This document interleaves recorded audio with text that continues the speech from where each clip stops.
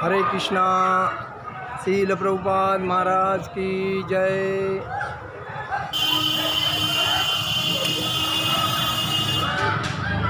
जय राधा माधव कुंज विहारी। जय राधा माधव कुंज विहारी।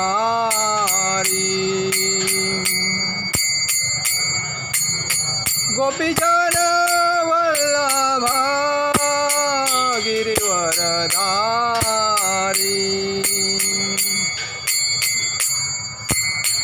यशोदानंदन ब्रज जनरंजन।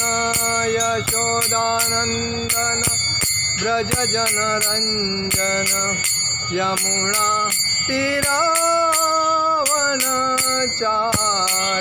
यमुना तीरावनचारी। जय राधा माधव कुंज विहारी। हरे कृष्णा कृष्णा कृष्णा हरे हरे।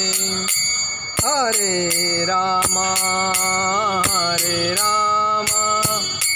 राम राम हरे हरे। हरे कृष्णा कृष्णा कृष्णा हरे हरे। हरे राम राम राम हरे हरे। हरे कृष्णा कृष्णा कृष्णा हरे हरे। हरे राम राम राम हरे हरे। जगत गुरु श्रील प्रभुपाद महाराज की जय। श्री श्री गौर निताई भगवान की जय। श्री श्री कृष्ण बलराम जी भगवान की जय। ललिता विशाखा श्री श्री राधा श्याम सुंदर जी भगवान की जय। श्री श्री जगन्नाथ जी बलदेव सुभद्रा भगवान की जय। ओम नमो भगवते वासुदेवाय। ओम नमो भगवते वासुदेवाय। आज हम लोग ये जो प्रवचन कर रहे हैं तो कालिया दमन, जो कालिया नाग को भगवान कृष्ण ने जो सजा किया, मारा था, उसको भगाया था, उस जगह पे हम लोग बैठ के आज ये प्रवचन कर रहे हैं। उसके बारे में हम लोग बात करेंगे। कालिया दमन। एक टाइम था, भगवान और उनके दोस्त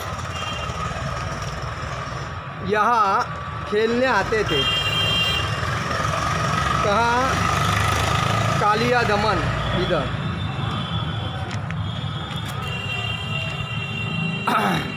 हरे कृष्णा। एक दिन यमुना के तरफ तट पर गाइया चराने के लिए भगवान सबको गाइया को लेके आए थे और उनके साथ उनके दोस्त भी थे। गाइया भी बेहोश हो गई। तभी गाइया बेहोश हो गई और ग्वाल बाल भी मूर्छित हो गए। ग्वाल बाल उनके जो दोस्त थे वो मूर्छित हो गए, क्योंकि यमुना का जल दूषित हुआ था। उस यमुना में कालिया नाग रहता था, क्योंकि जो यमुना का जो पानी था वो दूषित हुआ था और दूषित पानी के वजह से क्योंकि उसके अंदर कालिया नाग रहता था। भगवान ने कहा कि मैं इस काली को मारूंगा और यमुना जी को बचाऊंगा। भगवान ने उस टाइम क्या कहा था कि मैं इस कालिया नाग को मारूंगा और यमुना का जो पानी है वो जो दूषित हो रहा है उससे यमुना को बचाऊंगा, तो साफ़ सुथरा हो जाएगा पानी। एक दिन बलराम जी का जन्मदिन था और अकेले ग्वाल बालों के साथ भगवान कृष्ण गाय चराने आए थे। मतलब जिस दिन बलराम जी का जन्मदिन था उस दिन अपने दोस्तों के साथ भगवान श्री कृष्ण गाय चराने के लिए यमुना तट पे आए थे। और सुदामा का जो बॉल था, खेलते खेलते बॉल सुदामा का बॉल खेलने लगे, तभी जानबूझकर कृष्णा जी ने वो बॉल यमुना में फेंक दिया। मतलब जब सब लोग खेल रहे थे गोल बाल, तभी कृष्ण भगवान ने सुदामा का बॉल जानबूझ के यमुना के नदी के अंदर फेंक दिया। सुदामा बोले, कन्हैया मुझे वही बॉल चाहिए। कन्हैया क्या बोला है? सुदामा क्या बोले? कन्हैया मुझे वही बॉल चाहिए, मुझे लाकर दे दो। कृष्ण जी बोले, भैया घर चलो, मैं तुम्हें मैया से दूसरा बॉल लेकर दूंगा। कृष्ण भगवान बोले उसको, सुदामा को, कि आप मेरे साथ घर चलो, मैया को बोल के मैं आपको बॉल देने लगाता हूँ, आप चलो। लेकिन सुदामा जी गुस्सा हुए और रोने लगे और बोलने लगे कि नहीं कन्हैया, मुझे यही बॉल चाहिए और मुझे वही बॉल ला के दे दो। कृष्ण जी बोले, ठीक है मैया, तो रो मत, अभी लेकर देता हूँ। उन्होंने क्या बोला? भैया, मैया ने, भैया तुम रो मत, मैं अभी लाकर देता हूँ। तभी भगवान श्री कृष्ण जी यही जो मेरे पीछे का पेड़ जो खड़ा है कदम्ब का, उसी पेड़ पे उसी दिन उस टाइम चढ़ गए और यमुना के अंदर खुदी मार दी।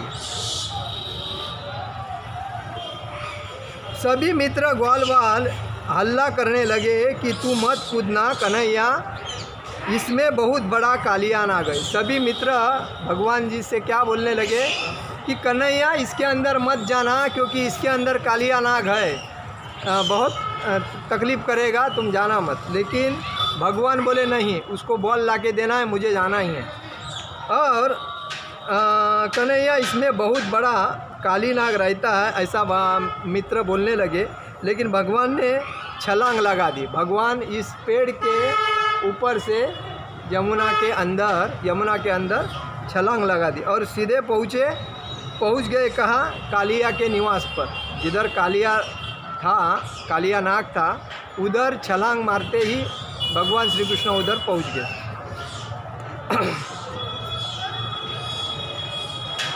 समय उस टाइम कालिया नाग सो रहा था और नागिन उसकी पत्नियां जाग रही थी। और नागिन जो है, आपको बताऊंगा, इधर नागिन भी है, उनकी पत्नियां वो उस टाइम जाग रही थी। उन्होंने भगवान कृष्ण जी को देखा तो मंत्र मुग्ध हो गए। उन्होंने जब भगवान श्री कृष्ण को देखा तब देखते रह गए, मंत्र मुग्ध हो गए, क्योंकि ऐसा ग्वाल बाल इधर कैसा आया डायरेक्ट, ऐसा तो कोई आता नहीं है परमिशन के बिना। तो और नागिन कहने लगी, अरे लाला तू कौन है, कहाँ से आया है और तेरा माता पिता कौन है? मतलब नागिन उनसे पूछने लगी, लाला तू कौन है, कहाँ से आया है, तेरे माता पिता जी कौन हैं? भगवान बोले कि अरे नागिन, मैं पूर्व दिशा से आया हूँ, कृष्ण मेरा नाम है, माता यशोदा और नंद जी मेरे पिता हैं। कृष्ण भगवान ने कहा, मैं पूर्व दिशा से आया हूँ, कृष्ण मेरा नाम है और माता यशोदा है और पिता नंद महाराज है। नागिन बोले, आप यमुना में क्यों कूदे हो? क्या आप रास्ता भूल गए हो? क्या किसी बेरी ने तुम्हारे कान भर दिए और तुम्हें गुस्सा आया, या अपनी पत्नी से लड़कर इधर आए हो? मतलब नागिन उनसे क्या क्या सवाल पूछने लगी। देखो, बेरी ने तुम्हारे कान भरे हैं, गुस्सा आया है, या अपनी पत्नी से झगड़ा करके इधर आए हो? भगवान कहने लगे, नागिन, न तो मैं रास्ता भूला हूँ, न ही डरा हूँ, न मेरी अपनी पत्नी से घर में लड़ाई हुई है, और मुझे गुस्सा भी नहीं है, और किसी बेरी ने मेरे कान भी नहीं भरे हैं। नागिन कहती है, फिर बालक तुम यमुना में क्यों कूदे हो? तो नागिन कहती है, फिर यमुना में क्यों कूदे हो? नागिन कहती है, हम चोरी से आपको गलहार, माला और 1.25 लाख बोरियां देते हैं, आप अपने घर चले जाओ। देखो, नागिन डर के उसको क्या बोलने लगी भगवान जी को कि हम छिप के आपको गलहार म्हणजे गले का माला देते हैं, 1.25 लाख बोरियां देती है, आप घर चले जाओ लौट कर। भगवान बोले हमें चोरी का माल नहीं चाहिए। भगवान क्या बोले? हमें चोरी का माल नहीं चाहिए। मालूम है मैं यहाँ क्यों आया हूँ? देख मेरी माँ यशोदा जब दही मंथन करेगी तभी मेरी माँ को दोरी की आवश्यकता पड़ेगी। देखिए भगवान क्या बोलते हैं, मैं क्यों आया मालूम है? मेरी माँ जब दही मंथन करती है तभी दोरी की, रस्सी की ज़रूरत पड़ती है। तो मेरी नाक की मैं डोरी बनाऊंगा और जब मेरी प्यारी राधा रानी झूला झूलेगी तो मुझे रस्सी की आवश्यकता होगी, तो तेरे नाक की मैं डोरी बनाऊंगा। देखिए भगवान क्या बोलते हैं कि मेरी माँ दही मंथन करेगी तो माँ को डोरी की ज़रूरत पड़ेगी, और मेरी राधा रानी झूला झूलेगी तो रस्सी की ज़रूरत पड़ेगी, तभी तेरे नाक को मैं उधर बांधूंगा। नागिन बोली कि हम तो कितने स्नेह से आपको समझा रहे हैं। नागिन क्या बोलती है? हम तो आपको बहुत समझदारी से और प्रेम से आपको समझा रहे हैं, लेकिन आप समझ नहीं रहे हो और ये हमारे पति का अपमान कर रहे हो। हम इसे इतना स्नेह आनंद दे रहे हैं लेकिन ये मान नहीं रहा है। नागिन क्या बोलते हैं? हम अपने इतने प्यार से आपको समझा रहे हैं और आप हमारे पति का अपमान कर रहे हो। आपको हमने इतना प्यार से समझाने के बाद भी आप नहीं समझ रहे हो। नागिन को क्रोध आया, अपने पति को जगाने लगी। तभी नागिन को क्रोध आया और नागिन अपने पति को जगाने लगी। काली नाग एकदम फुंकार मारकर उठ गया। तभी काली नाग अपना ज़ोर से फुंकार मार के उठ गया और भगवान के चारों ओर लिपट गया और भगवान को चारों तरफ से लपेट लिया। एक क्षण को तो भगवान को मूर्छा आ गई। काली नाग ने भगवान को लपेट में ले लिया। तभी भगवान को थोड़ा मूर्छा आ गई और काली नाग ने भगवान को लपेट ले लिया। जब प्रभु को राग आया, जब प्रभु भगवान श्री कृष्ण को राग आया तो अपने शरीर को फुलाना शुरू कर दिया। तभी भगवान ने अपने शरीर को फुलाना शुरू कर दिया और काली नाग की नस फटने लगी। तभी जब शरीर भगवान ने फुला दिया तभी नाक की जो नसें थी वो ऑटोमेटिक फटने लगी और काली का बंधन ढीला हो गया। तभी जो लपेट में ले लिया था तभी काली का बंधन ढीला हो गया। उसी समय भगवान उसके लपेट से बाहर निकले और एक छोटी सी छलांग यमुना में लगाई और झट करके प्रभु काली के फन पर चढ़ गए। देखिए तभी भगवान जब ढीला हो गया, उनका जो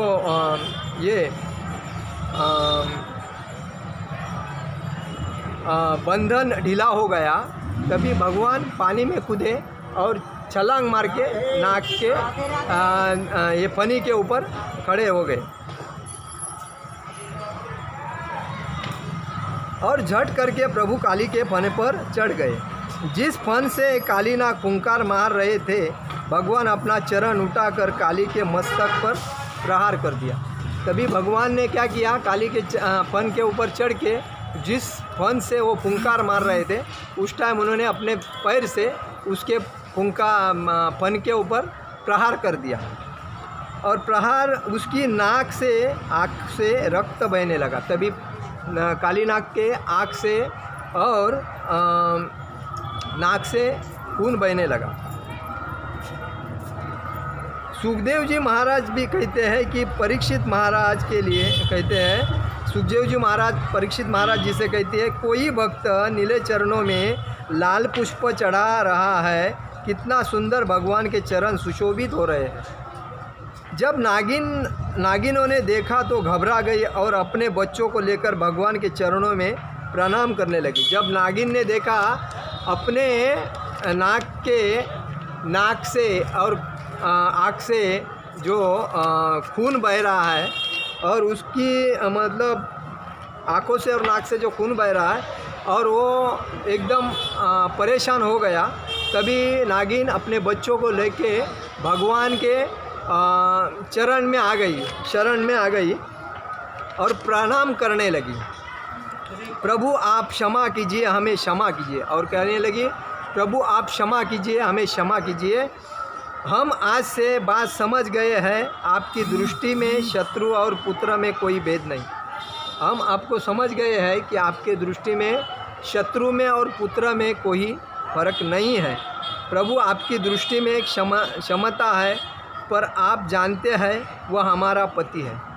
वो क्या बोलती है नागिन? प्रभु आपकी दृष्टि में क्षमता है और आप जानते हैं वह हमारा पति है। बिना पति के पत्नी का जीवन बहुत ही कठिन हो जाता है, और जब पत्नी का पति नहीं रहता है उस टाइम पत्नी का जीवन अतिशय कठिन होता है।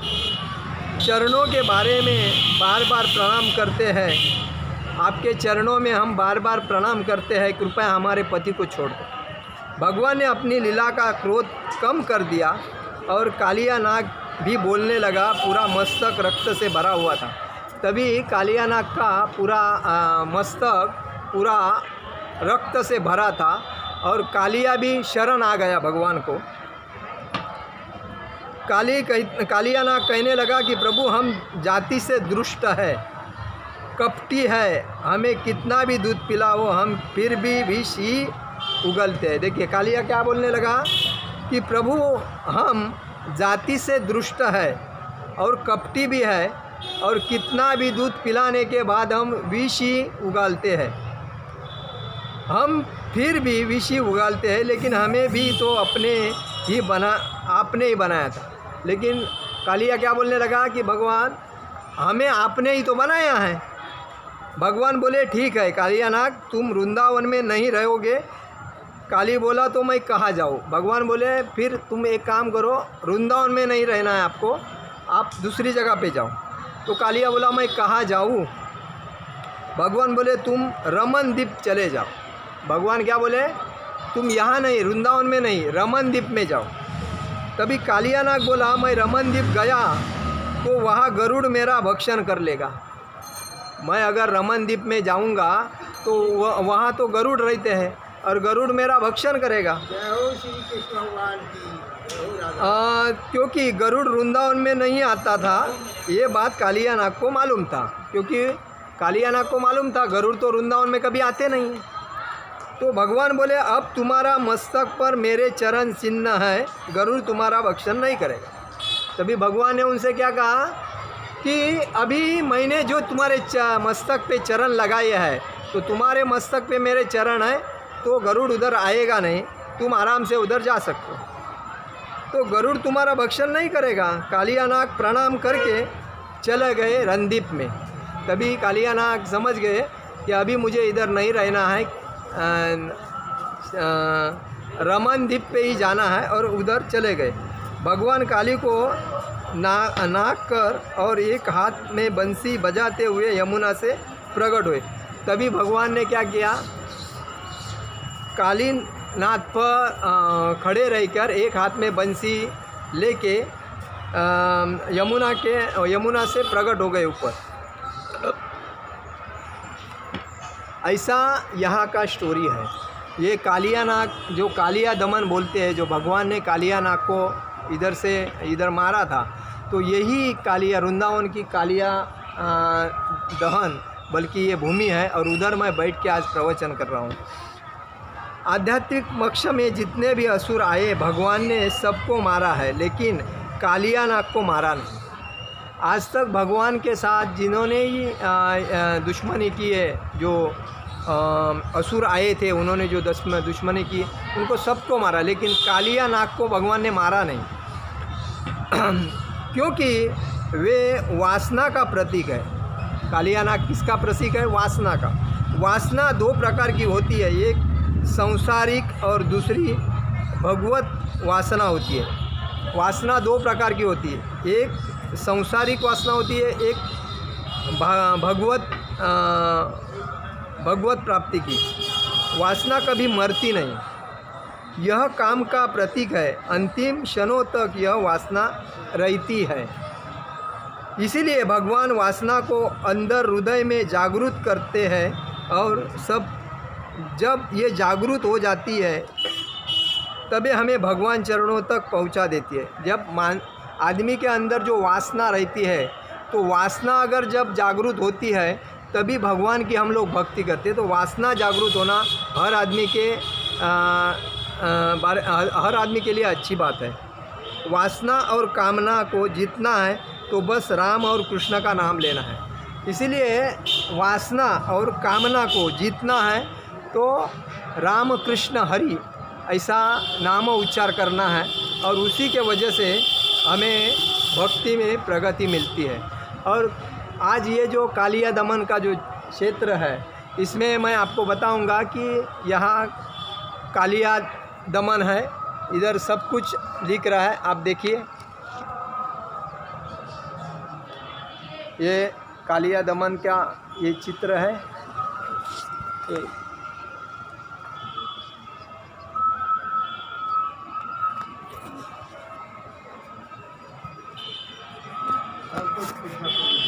इधर ये पेड़ है, यहाँ बत्ती लगाई है, ये ऊपर तक है, ये इधर है,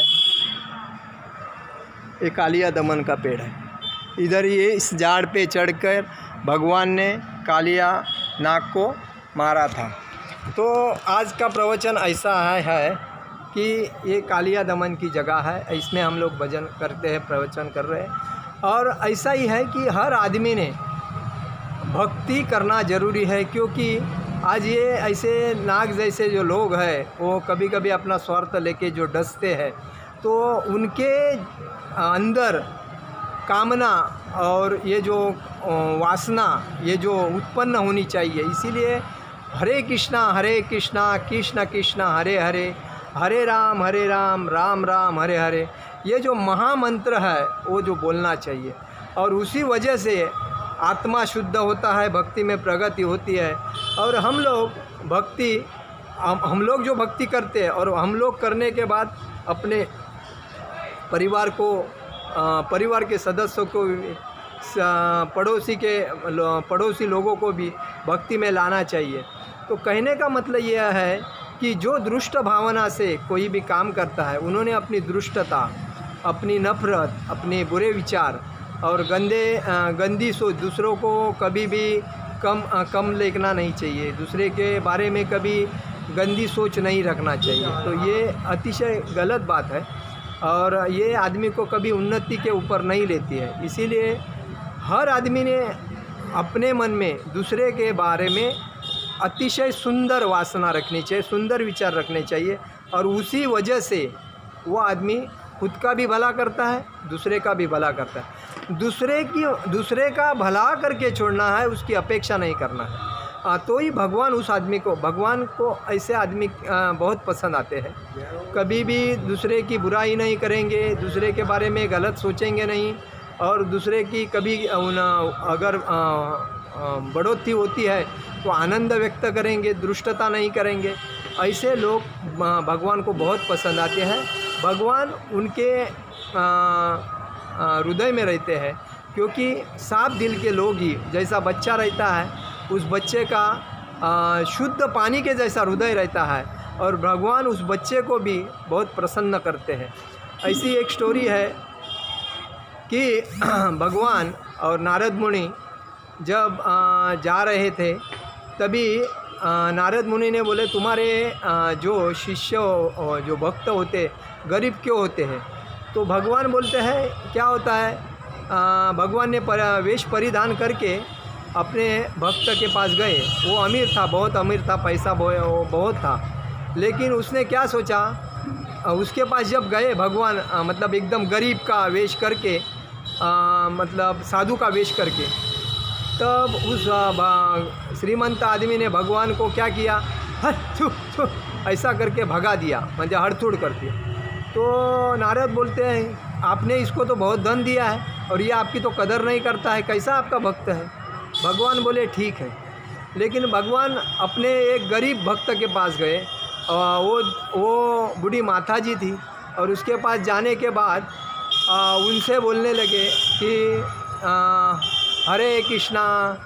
तो माता जी ने क्या किया, उधर बैठने के लिए आसन लगाया, जो घर में जो प्रसाद था वो उसको थाली पे ला के दिया, और उन दोनों को बिठाया, अच्छी तरह उनके पाय भी मालिश किए और उनसे नमस्कार किया, उनको पानी भी नहीं रखा, हाल बिल पूछा और बोली मैं गरीब आऊँ, मेरे पास जो भी है वो आप ग्रहण करो, आप भगवान के रूप स्वरूप आए हो, आप जो भी आता है हमारे घर में कुछ ना कुछ मिलता है वो खा के जाता है, हम कभी किसी को खाली हाथ भेजते नहीं, जो भी मिलता है वो खाओ और चले जाओ, ऐसा बोल के उसने उनकी आदर सत्कार करके उनको प्रसाद खिलाया।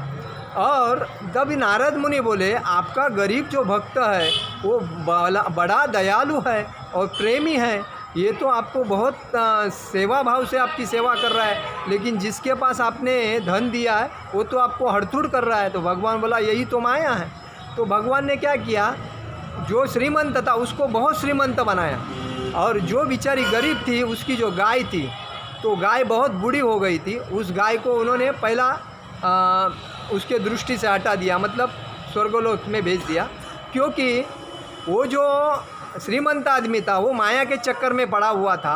तो अगर कल मर भी जावे तो उसका ध्यान पीछे रहेगा, किसके ऊपर, पैसे के ऊपर, क्योंकि मेरे घर में इतनी संपत्ति मैंने बनाया, तो मरने के बाद पीछे दिल रहेगा, वो वापस पुनर्जन्म में आने वाला है, पुनरच जन्म पुनरच मरण। लेकिन वो जो बूढ़ी थी उसका दिल साफ था, लेकिन उसकी गाय के ऊपर ज़्यादा ध्यान था, तो इसीलिए गाय को भगवान ने उसके नज़र से हटाया, क्योंकि वो कल मर भी जावे तो उसका पीछे ध्यान नहीं रहना चाहिए, वो मेरे धाम में पहुंचना चाहिए। यही बात है कि हर आदमी को यही समझना चाहिए, कोई भी दरवाजे पे आता है भगवान किसी के रूप में, सन्यासी के रूप में, वैष्णव के रूप में, ब्राह्मण के रूप में या किसी, उसको खाली हाथ कभी भेजना नहीं चाहिए, कुछ ना कुछ उसके हाथ में रख के नमस्कार करके उसको भेजना चाहिए। अगर घर में कुछ खाने का है तो उसको बिठा के उसको खाना देना चाहिए। तो किसके रूप में कौन घर में आएगा कोई नहीं बता सकता, और इसीलिए हर आदमी ने हर आदमी की कदर करना चाहिए, इज्जत करना चाहिए और उसके आशीर्वाद लेना चाहिए। यही बात है। आज हम लोग ये जो काली दहन पे जो प्रवचन कर रहे हैं, हम यहाँ समाप्त करते हैं। हरे कृष्णा कृष्ण कृष्ण हरे हरे, हरे राम राम राम हरे हरे। जगत गुरु शील प्रभुपाद महाराज की जय, परम पूज्य लोकनाथ स्वामी महाराज की जय। निताई गौर प्रेमानंदे, हरि हरि बोल।